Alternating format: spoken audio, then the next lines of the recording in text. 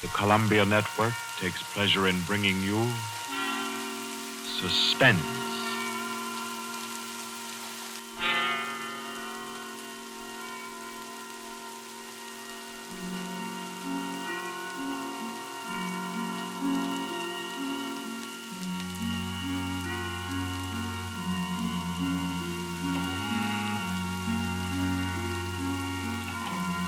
Suspense. Columbia's parade of outstanding thrillers, produced by William Spier and scored by Herrmann. Notable melodramas from stage and screen, fiction and radio, presented each week to bring you to the edge of your chair, to keep you in suspense.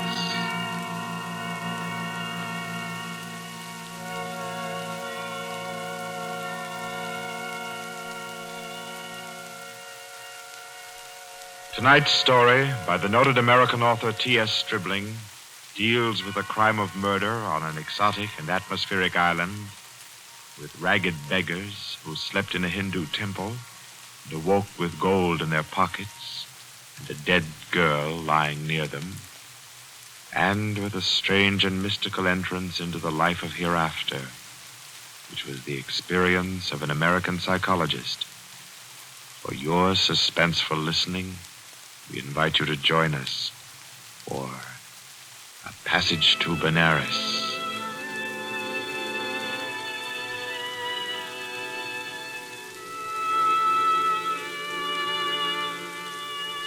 In Porto, Spain, in Trinidad, at 5:30 in the morning, Mr. Henry Poggioli, an American psychologist, stirred uneasily, became conscious of a splitting headache, opened his eyes in bewilderment, and then, with a shock, saw where he was. He got up, arranged his clothing. He tried with his neat psychological mind to recapture his dream, to bottle up again the little smoking wisps that still floated about within his aching head. By 7 o'clock, he had found his way back to the house of Mr. Lowe, his host in Port of Spain. Lowe was already about his coffee, with an interested spoon poised above the morning paper. Ah, there you are. Good morning, Poggioli. I say, you are quiet. Didn't hear you get up at all. Did you have some breakfast? Oh, thanks. I've been out for a breath of air. What's the news today?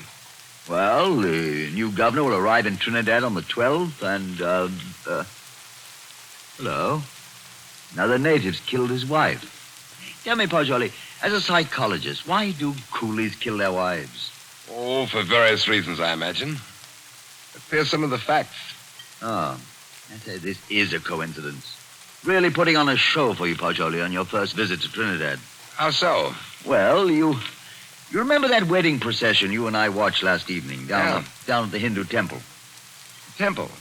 Oh, of course. The cream-colored little bride with the breastplates and the linked gold coins and the anklets and all the finery. Mm-hmm. The bridegroom. What'd you say his name was? Woodman Lal? Yes. Well, do you know what's happened? Woodman Lal is in jail this morning, and his cream-colored little bride is dead with her throat cut. No. Do they think he did it? No doubt of it. That's why he's in jail now. He always seemed like a sensible fellow, too. One of our best patrons. Which only proves my contention, Poggioli. A bridegroom of only 6 or 8 hours killing his wife without any reason at all. Oh, there's usually some reason for murder. Maybe. But I say, old boy, you're missing the point completely. How? Well, suppose you actually had gone and slept in the temple there last night. You wanted to, you know. Remember? And I said, no white man ever stays all night in a coolie temple. You remember? Yes, I remember. You said it simply isn't done. Well, if you had, Poggioli, I say, that would have been a pretty kettle, wouldn't it? Yes. Yes. Well, I'm afraid I'll be mixed up in this. Both Mr. Lal and his uncle Hiradas are clients of mine. Old Hiradas has upwards of $5 million in my bank. Hiradas? Didn't you tell me he built that temple where the murder took place? Yes. It's what the Hindus call a temple and rest house. Hiradas gives rice and tea to any traveler who comes in for the night. It's an Indian custom to help mendicant pilgrims. A rich Indian will build a temple and rest house just as you Americans erect libraries. Ah. What does it say there about the murder, though? Budman Lal, nephew of the famous Mr. Hira Das, was arrested early this morning at his home for the alleged murder of his wife, whom he married yesterday. The body was found at 6 o'clock this morning in the temple where the wedding ceremony took place. The temple attendants gave the alarm. The victim's head was severed completely from her body and all her jewelry was gone. 5 coolie beggars who were asleep in the temple when the body was discovered were arrested. They all claimed ignorance of the crime, but a search of their persons revealed that each beggar had a piece of the bride's jewelry and a coin from her necklace. Goodman Lal and his wife were seen to enter the temple at about 11 last night for the Hindu rite of purification. Mr. Lal, who is a prominent curio dealer, declines to say anything further. Doesn't tell you very much, does it? No, not much. What do you make of those beggars? Oh, that's simple enough. Those devils laid in wait inside the temple until the husband went out and left his wife. Then they murdered her and divided the spoil. Ah, but she had enough bangles and geegaws to give a dozen to each man. Yes, you're quite right, Pajoli. That's a fact. Why should they continue sleeping in the temple after they'd killed her if they did murder her? Well, why shouldn't they? They knew they'd be suspected, and they couldn't get off the island without capture, so they thought might as well lie down again and go back to sleep. You may be right, Lo, but that doesn't look like the solution to me. Well, I'm satisfied that's how it occurred. You mean the beggars killed her? Mm-hmm. Well, I don't think so. I rather fancy that the actual murderer took the girl's jewelry and went about the temple thrusting a bangle and a coin in the pockets of each of the sleeping beggars to lay a false scent. Oh, come now. That's laying it on a bit too thick, Pajoli. My dear Lo, that's the only possible explanation for the coins in the beggars' pockets. I say, oh, boy, you've had lots of experience in these things. Come along with me, and we'll go up and see Mr. Hira Das and see if we can't help his nephew. I'll be glad to. But we'll go to the temple first. Then we'll call on Mr. Hira Das.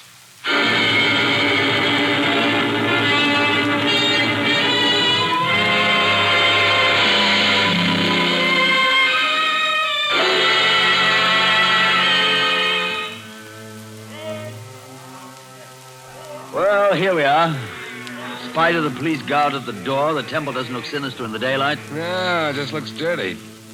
Let's go in and question the beggars. Excuse me, did any of you fellows hear noises in this temple last night? Oh, much sleep, Sahib. No noise. Policeman punch us wake this morning. Makes it still here. What's your name? Judah Chan, Sahib. When did you go to sleep last night? When I ate rice and tea, Sahib. Do you remember seeing Budman Lal and his wife enter this building last night? Yes, remember, Sahib. Did you see them go out?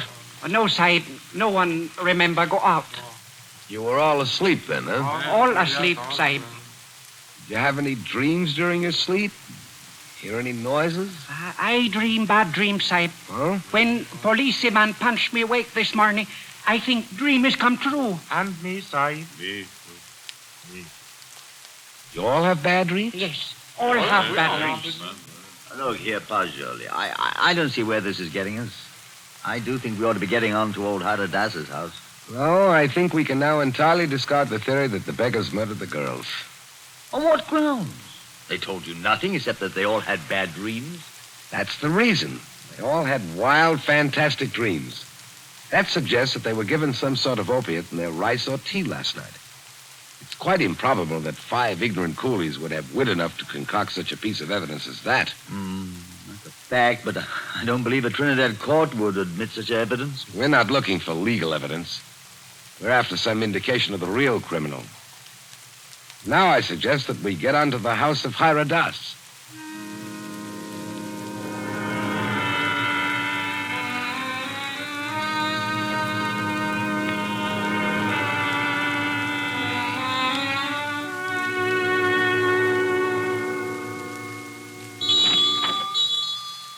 Please come in, gentlemen. I've been expecting you.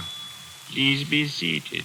Thank you. Thank you. A most mysterious murder in the life of my poor nephew will depend upon your exertions, gentlemen.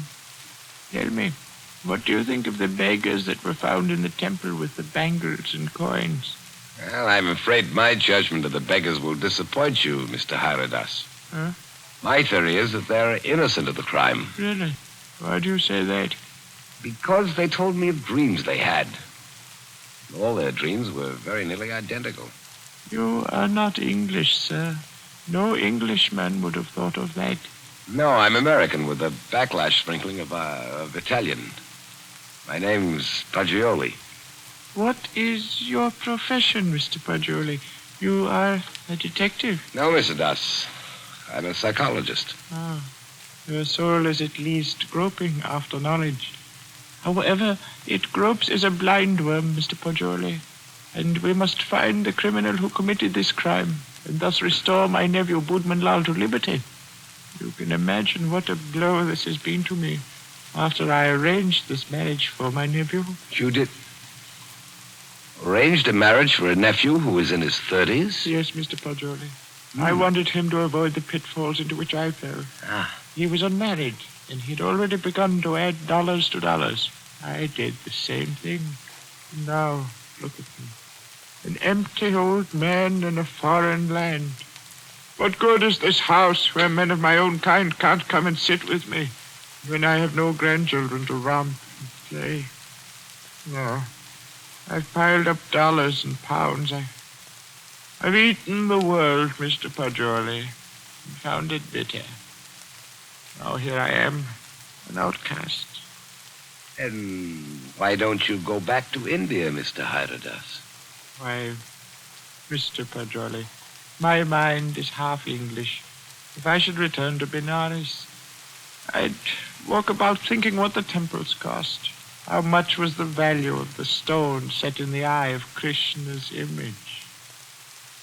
If I would ever be one with my own people again, Mr. Paggioli, I must leave this Western mind and body here in Trinidad.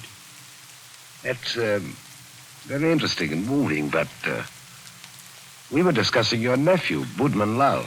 Wait. In searching for the criminal, I would suggest you look for a moneyed man. Let me tell you my suspicions, and you can work out the details. What are they? I went out of the temple this morning to have the body of my poor murdered niece brought here to my villa for burial. I talked to the 5 beggars, and they told me there was a 6th sleeper in the temple last night. Was there indeed? Yes, Mr. Lowe. A white man. White man? Yes, Mr. Lowe. All 5 of the coolies and my man, Guka, told me it was true. But, Mr. Hyradas, decapitation is not an American mode of murder. American? I was speaking generally. I mean, a white man's method of murder. It is indicative in itself. I meant to call your attention to that point. It shows the white man was a highly educated man who had studied the mental habits of other peoples than his own. So he was enabled to give the crime an extraordinary resemblance to a Hindu crime. But what motive could a white man have? Possibly robbery, Mr. Paggioli. Or if he were a very intellectual man, he might have murdered the poor child by way of experiment. A murder for experiment? Yes, Mr. Lowe. To record the psychological reaction. Why, I can't entertain such a theory as that, Mr. Hyradas. Oh, no. It is too far-fetched. However, it is worth investigating, is it not? Yes, but I'll begin my investigations with the man Guka. By all means, Mr. Paggioli. And in your investigations, gentlemen, hire any assistance you may need. Draw on me for any amount.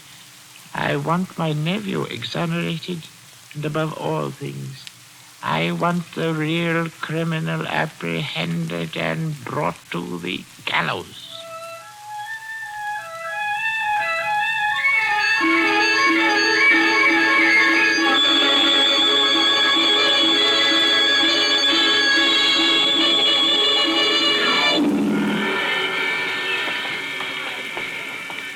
Oh, what do you think of that, Pajoli? White man in that temple. Sounds like pure fiction to me, to shield Budman Lau. You know, these fellows hang together like thieves. Say, it's a jolly good thing we didn't decide to sleep in the temple last night, isn't it? You know, in my opinion, Lo, the actual criminal is Budman Lau. Same here. I've thought so ever since I first saw the account in the paper. Somehow these fellows will chop their wives to pieces for no reason at all. Lo, what do you know about Budman Lau? Well, he was born here and has always been a figure because of his rich uncle. Lived here all his life? Uh-huh. Except when he was in Oxford for 6 years. Oh, he was an Oxford man, huh? Yes. There you are. That's the trouble. I don't understand. What do you mean, Pajoli?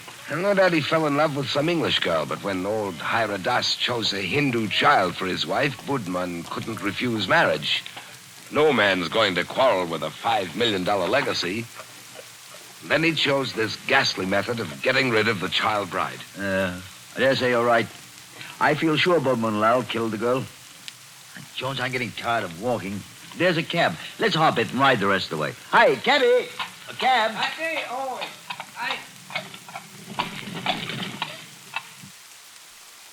Well, aren't you coming? You know, I don't feel that I can conscientiously continue this investigation, trying to clear a person whom I have every reason to believe guilty. Oh, man, don't leave me like this. At least come as far as police headquarters with me and explain your theory about Guga, the temple keeper, and the rice. Well, I thought I'd go back to your cottage and pack my things. Pack your things? Oh, your boat doesn't sail until Friday. Yes, I know, but there's a daily service to Curacao. It struck me to go there. Oh, no, come. You can't run off like that just when I've stirred up an interesting murder mystery for you to unravel. All right, Pajoli, you ought to appreciate my efforts as a host more than that. Well, all right, then. To the police station. Yes, Sahib. Bye-bye.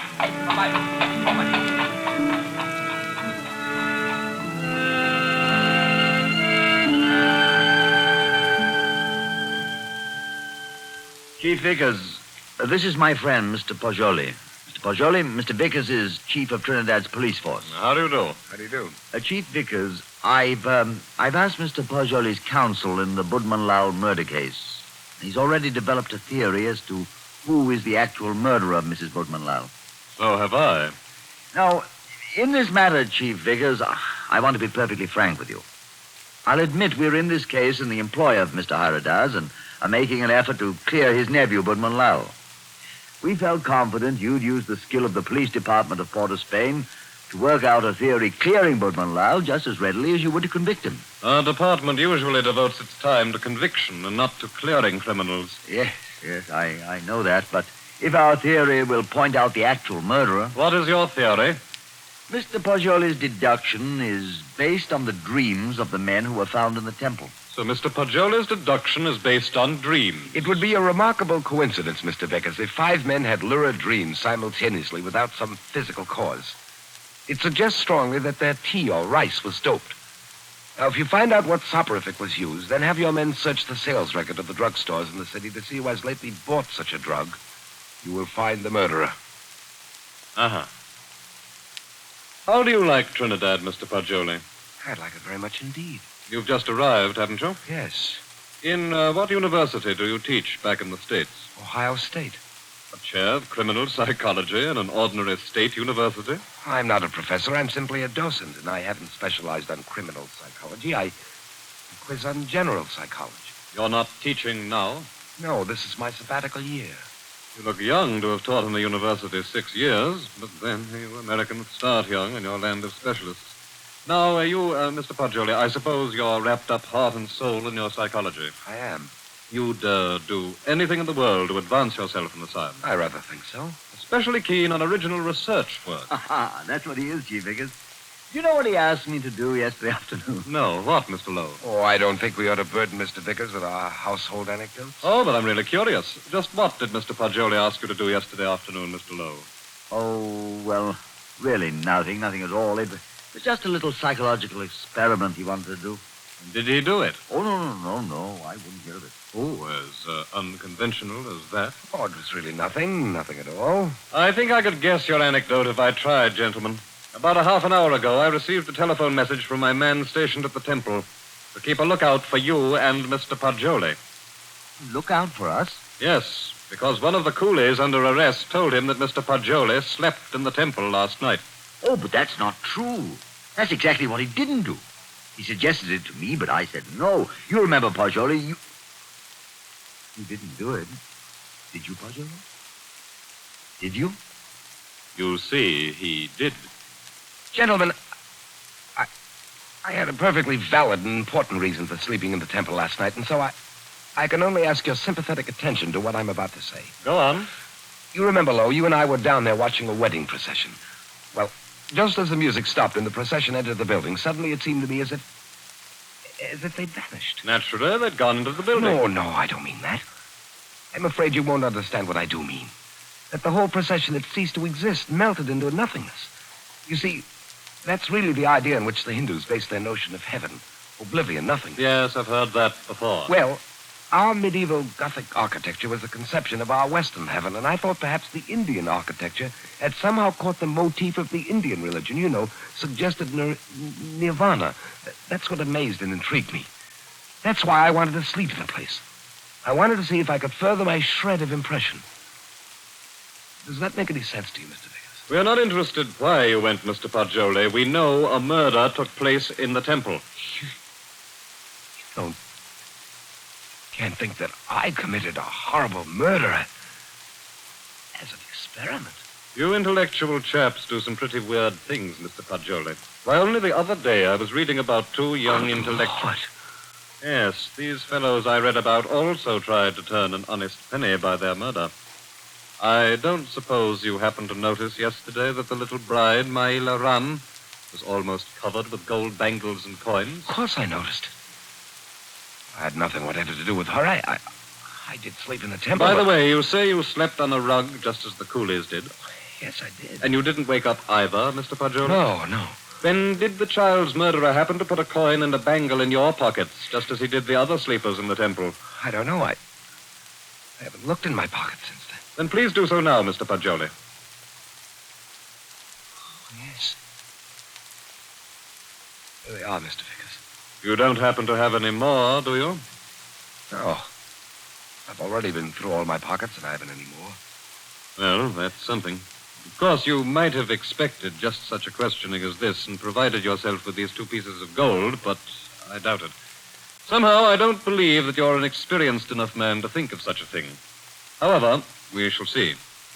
I suppose you have no objection, Mr. Poggioli, to my accompanying you over to have a little search of your baggage in Mr. Lowe's cottage?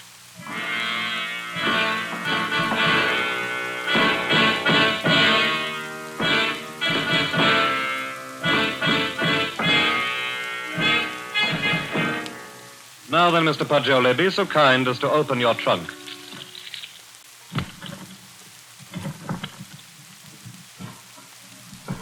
Good heavens. Mm-hmm. Just as I thought. A trunk tray full of bangles and coins. I'll say one thing for you, though, Mr. Poggioli. Your nerve almost got you by. But you can't believe that I did it. Oh. You don't believe I did this, do you? I don't. No, trunk. I did it. I was sleepwalking.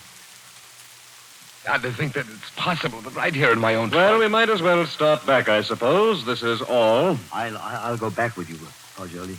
I'll see you through. Somehow I can't. I won't believe you did it. No, Poggioli. You set out to clear Budman Lal, and, well, dash it all, it looks as if you had. No, he didn't. Budman Lal was out of jail at least an hour before you fellows came into police headquarters to see me. Ow. You mean that you turned him loose? Yes. How's that, Chief Vickers? Because, Mr. Lowe, he didn't go to the temple at all with his wife last night. He went down to Queen's Park Hotel and played billiards till 1 o'clock. He called up a few friends and proved that easily enough. My word, that leaves nobody but... Yes, Poggioli. I don't know anything about it. If I did commit the murder, I was asleep. I don't know anything about it. That's all I can say. I don't know anything about it. Perhaps arrest in jail will help restore your memory. Well, we'll see. Come now, Poggioli, old man. Don't be too downhearted. I promise you, I'll do everything I can.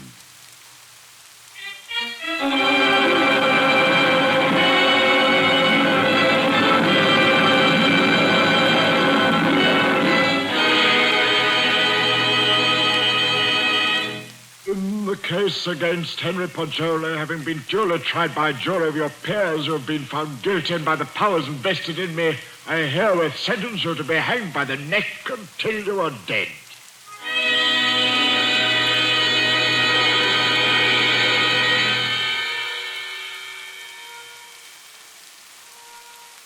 To recall a lost stream is the most tantalizing task ever a human brain was driven to.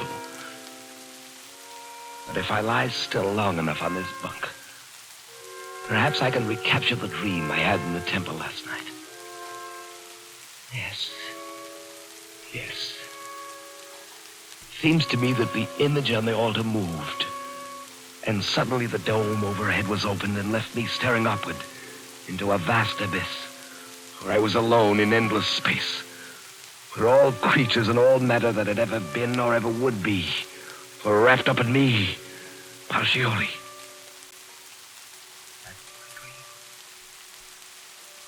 That's an odd thing. 6 men dreaming the same dream in different turns. There must be a physical cause for such a phenomenon. Of course. I've got it. Vickers! Whoa! I have it! I've solved it! Get me out of here! I know who killed the girl!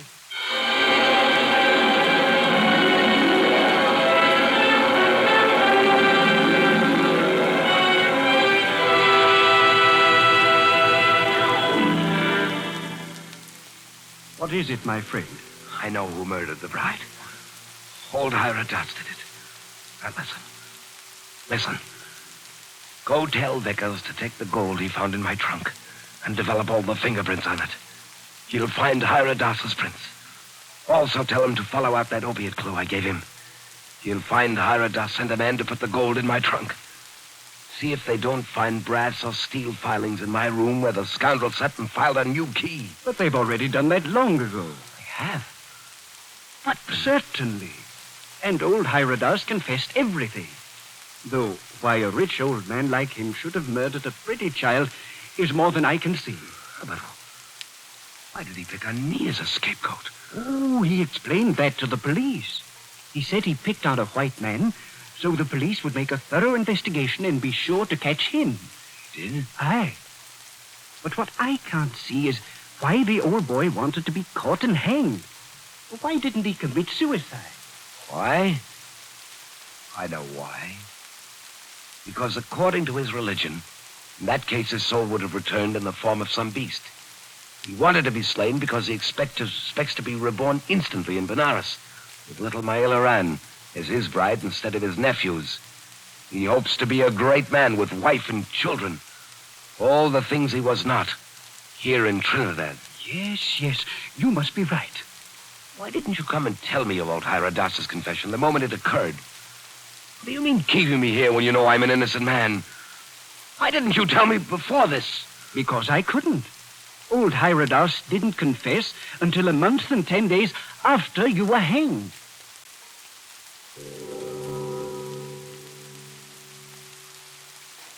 So ends A Passage to Benares, T.S. Stribling's tale of mysterious death and death mysterious. This was tonight's story of Suspense. Suspense is produced by William Spier. John Dietz was our guest director this evening. Tonight's radio drama was written by Carroll Case and scored by Bernard Herrmann. Paul Stewart was Poggioli, Berry Kroeger was Mr. Hira Dutz, and Horace Brent played Mr. Lowe. Other than the cast were Alan Hewitt and Guy Repp. Next week at this time, Columbia will bring you another selected story from the world's great literature of thrills, another study in suspense. This is Berry Kroeger, and this is the Columbia Broadcasting System.